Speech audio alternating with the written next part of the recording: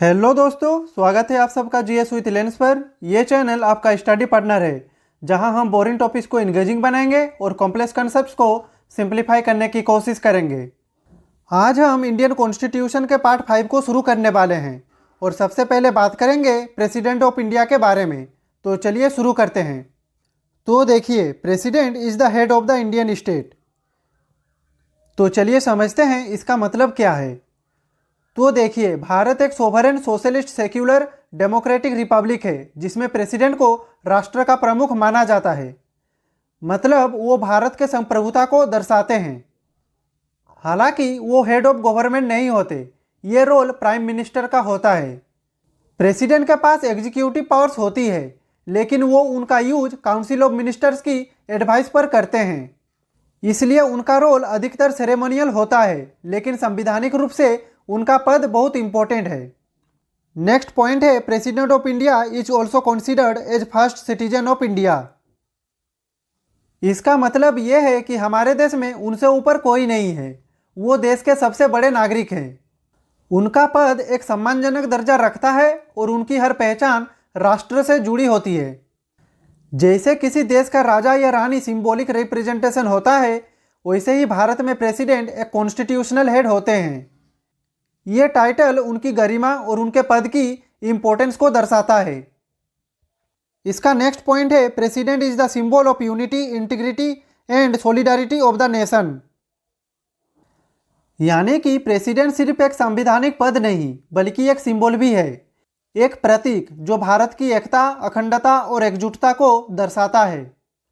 हमारे देश में उनका रोल हर नागरिक, हर समुदाय और हर क्षेत्र के प्रति समान होता है। वो किसी एक पॉलिटिकल पार्टी या ग्रुप से जुड़े नहीं होते, बल्कि पूरे देश का रिप्रेजेंटेशन करते हैं।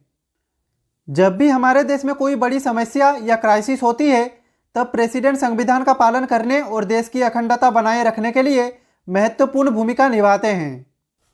चाहे वो इमरजेंसी पावर्स हो या फिर देश के नाम संदेश, प्रेसिडेंट का हर एक्शन देश की एकता और अखंडता को बनाए रखने के लिए होता है। तो दोस्तों, इस स्लाइड में हमने समझा कि भारत का प्रेसिडेंट सिर्फ एक पद नहीं है, बल्कि वो head of state, first citizen और एकता का प्रतीक है। तो चलिए अब चलते हैं हमारे नेक्स्ट स्लाइड पे। तो दोस्तों, इस स्लाइड में हम बात करेंगे इलेक्शन ऑफ द प्रेसिडेंट के बारे में। तो देखिए, आपने सुना होगा कि प्रेसिडेंट का इलेक्शन डायरेक्ट वोटिंग से नहीं होता, बल्कि एक इनडायरेक्ट इलेक्शन होता है। लेकिन ये प्रोसेस होती कैसे है, कौन वोट करता है और कौन वोट नहीं करता, चलिए इन सब को डिटेल में समझते हैं।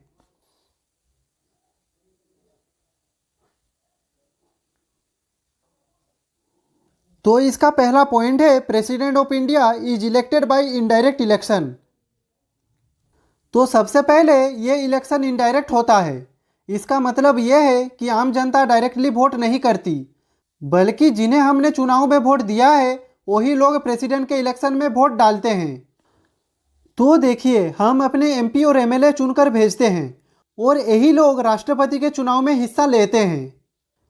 इसको इनडायरेक्ट प्रोसेस कहा जाता है, क्योंकि इस इलेक्शन में आम जनता सीधा वोट नहीं करती, बल्कि उनके द्वारा चुने गए एमपी और एमएलए इस चुनाव में हिस्सा लेते हैं। नेक्स्ट पॉइंट है, secret ballot and single transferable vote system is used in this election. तो देखिए, यह इलेक्शन सीक्रेट बैलेट के थ्रू होती है, यानी वोट करने वाले का नाम सीक्रेट रखा जाता है। एक और बात याद रखें, ये इलेक्शन एक स्पेशल वोटिंग मेथड से होता है, जिसे हम कहते हैं single transferable vote system. Single transferable vote system में हर वोटर सिर्फ एक वोट डालता है, लेकिन वो अपनी पसंद के अनुसार कैंडिडेट्स की रैंकिंग दे सकता है। अगर कोई कैंडिडेट फर्स्ट प्रेफरेंस में रिक्वायर्ड मेजोरिटी नहीं पा सकता, तो कम वोट्स वाले कैंडिडेट्स के वोट्स दूसरे कैंडिडेट्स में ट्रांसफ़र हो जाते हैं। तो चलिए इसे एक एग्जाम्पल से समझते हैं। मान लीजिए प्रेसिडेंट के इलेक्शन में 3 कैंडिडेट्स हैं, ए, बी और सी। पहले राउंड में अगर ए को 50% प्लस 1 वोट मिल जाता है तो ही जीत जाता है। लेकिन अगर कोई भी 50% मेजोरिटी नहीं ले पाता, तो सबसे कम वोट वाले कैंडिडेट के वोट्स ट्रांसफ़र होते हैं सेकेंड प्रेफरेंस वाले कैंडिडेट को। ये प्रोसेस तब तक चलती है जब तक कोई एक कैंडिडेट एब्सोल्यूट मेजोरिटी यानी कि 50% प्लस 1 वोट नहीं पा लेता। इसका नेक्स्ट पॉइंट है absolute majority is required in this election. यानी कि इसमें एक कैंडिडेट तभी जीत सकता है जब उसके पास एब्सोल्यूट मेजोरिटी हो, यानी टोटल वैलिड वोट्स का 50% प्लस 1 वोट। अब हम बात करेंगे electoral college of this election के बारे में, तो चलिए देखते हैं।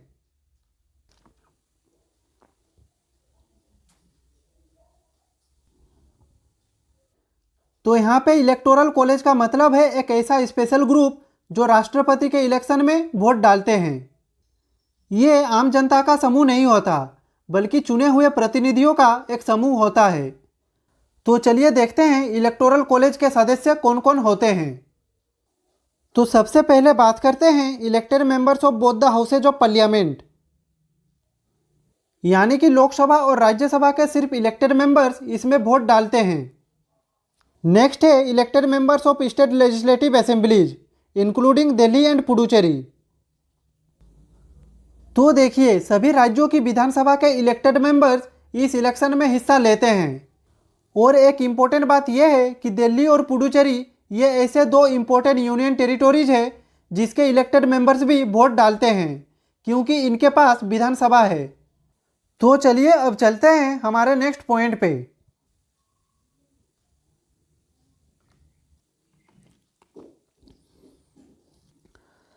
तो अब हम बात करेंगे members not included in electoral college. तो देखिए कुछ लोग इस इलेक्शन में वोट नहीं डाल सकते। इलेक्टोरल कॉलेज में सिर्फ इलेक्टेड रिप्रेजेंटेटिव्स होते हैं, लेकिन कुछ कैटेगरीज के लोगों को एक्सक्लूड किया गया है। तो चलिए देखते हैं कौन कौन इसमें शामिल नहीं है। तो इसमें पहले आता है नॉमिनेटेड मेंबर्स ऑफ पार्लियामेंट, यानी कि लोकसभा और राज्यसभा में जो नॉमिनेटेड मेंबर्स होते हैं वो इस इलेक्शन में वोट नहीं कर सकते।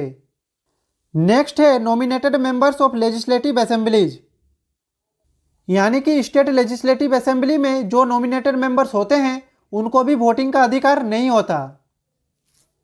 नेक्स्ट है मेंबर्स ऑफ लेजिस्लेटिव काउंसिल्स। तो जिन स्टेट्स में बाई कैमरल लेजिस्लेचर है, यानी जिसमें विधान परिषद भी होती है, उनके मेंबर्स भी वोट नहीं करते।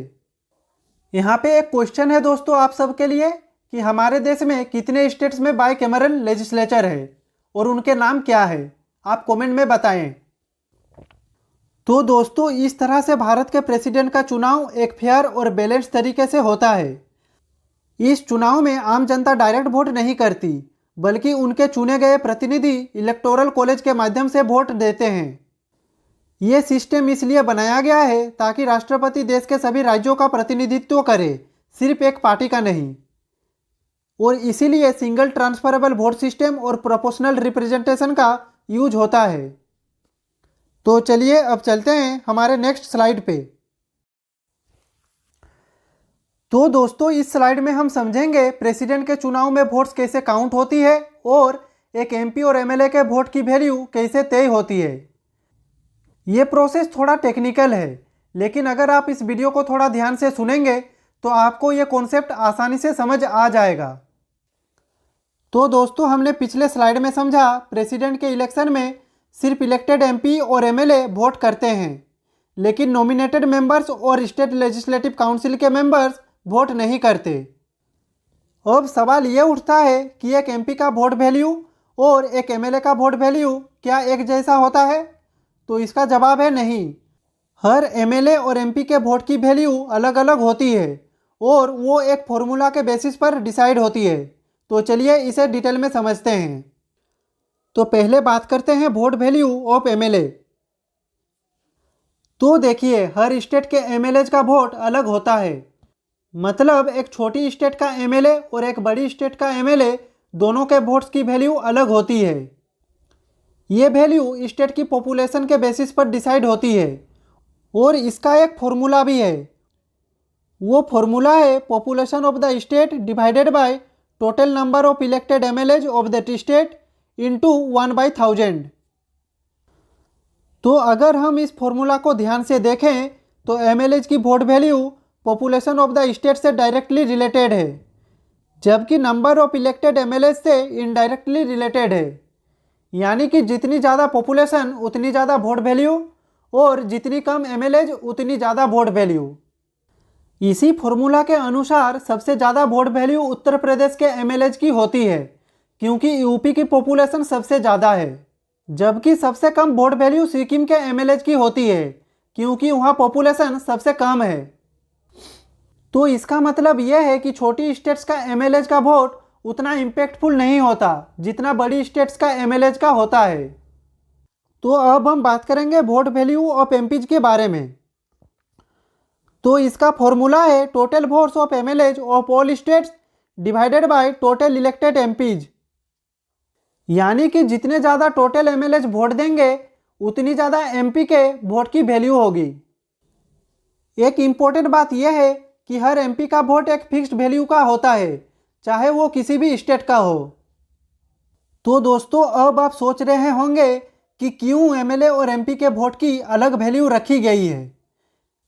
तो ये सिस्टम इसलिए बनाया गया है ताकि सभी स्टेट्स को उनकी पॉपुलेशन के हिसाब से रिप्रेजेंटेशन मिले।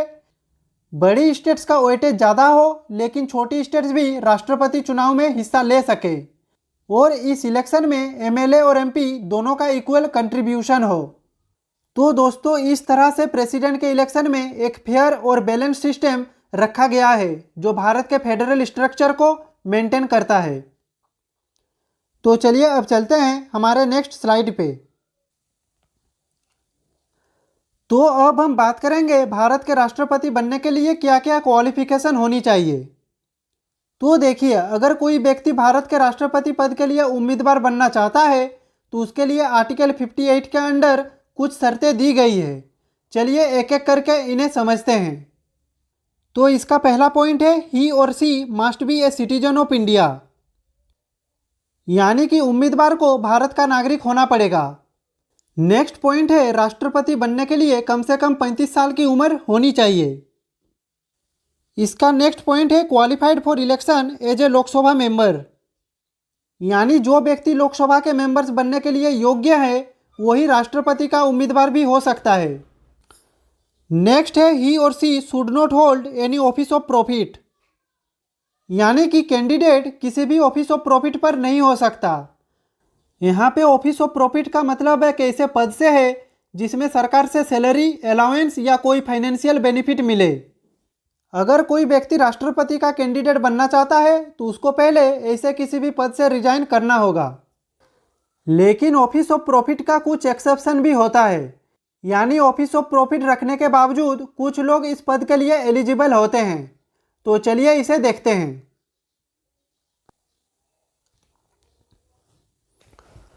तो देखिए, हमारे देश में कुछ ऐसे लोग हैं जो एक सरकारी पद पर होने के बावजूद राष्ट्रपति का इलेक्शन लड़ सकते हैं।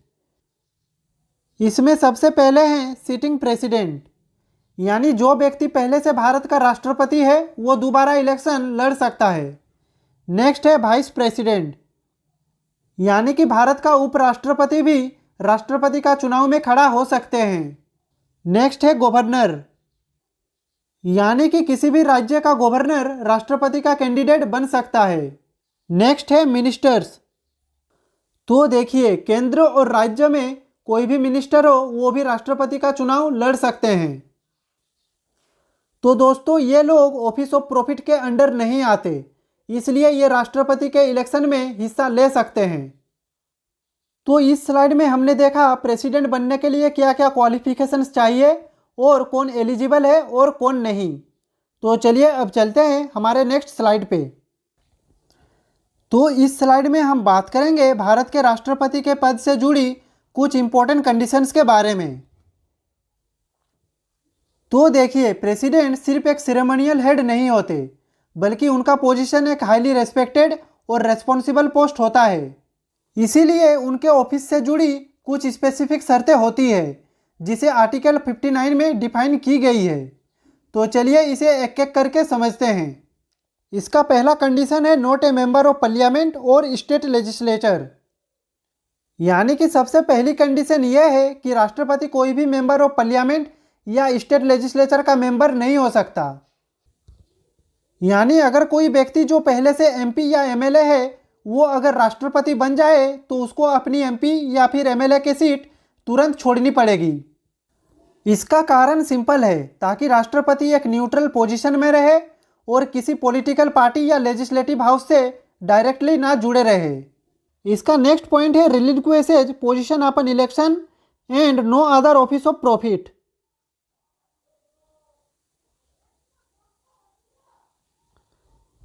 तो देखिए, हमने पिछले स्लाइड में देखा था कि राष्ट्रपति के कैंडिडेट के लिए no office of profit rule होता है। वही रूल प्रेसिडेंट बनने के बाद भी लागू होता है।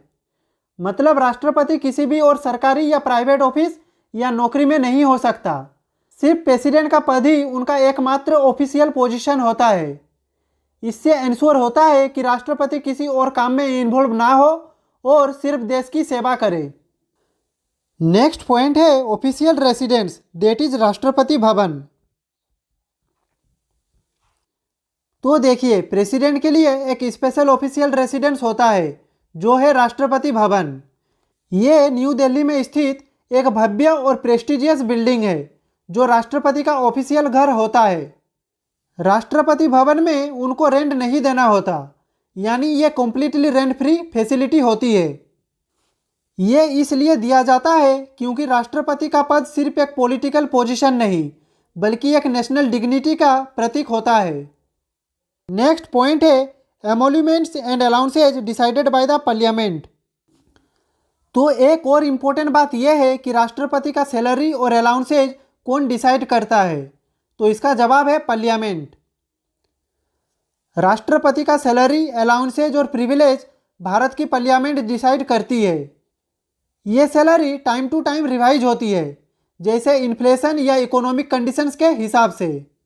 उनको अलग से मेडिकल, ट्रैवल और सिक्योरिटी फैसिलिटीज भी मिलती है।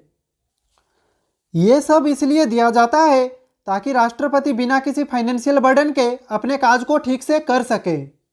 तो दोस्तों, ये थी प्रेसिडेंट के ऑफिस से जुड़ी कुछ इंपॉर्टेंट कंडीशंस, जो उनकी डिग्निटी और न्यूट्रलिटी को बनाए रखने के लिए ज़रूरी है। तो आज के लिए बस इतना ही दोस्तों। नेक्स्ट वीडियो में हम इस चैप्टर को आगे बढ़ाएंगे। अगर आपका कुछ भी डाउट हो तो आप कमेंट बॉक्स में पूछ सकते हैं, और अगर आपको ये वीडियो पसंद आई हो तो लाइक करें, कमेंट करें, शेयर करें, और ऐसे ही वीडियो देखने के लिए चैनल को सब्सक्राइब करें। तो मिलते हैं अगले वीडियो में, तब तक के लिए खुश रहिए, स्वस्थ रहिए। जय हिंद, वंदे मातरम।